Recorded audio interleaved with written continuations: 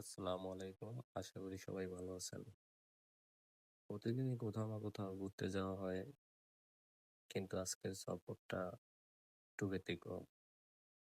আজকেরটি দাওয়াত ছিল চরমোনাই মাদ্রাসা থেকে বাৎসরিক মাসিক ইজতেমার জন্য। সেখানে প্রধান বক্তৃতা দিয়েছিলেন চরমোনাই পীর সাহেব হুজুর নিজেই। তো ব্রিজে চরমোনাই যেতে হলে দুটি রাস্তা, একটি হলো বেলতলা খেয়াঘাট এবং একটি হলো ব্রিজ।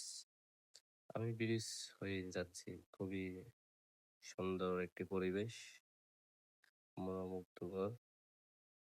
চারিদিকে সবুজ এবং আকাশের আবহাওয়াটাও খুবই সুন্দর ছিল।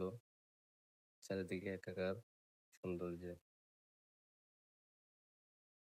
দূর থেকে মসজিদটি খুবই সুন্দর লাগতেছিল। অবশেষে একটি কথাই বলতে চাই, যে যেই দলই করেন না কেন, ওলামায়ে কেরামদের সম্মান করুন।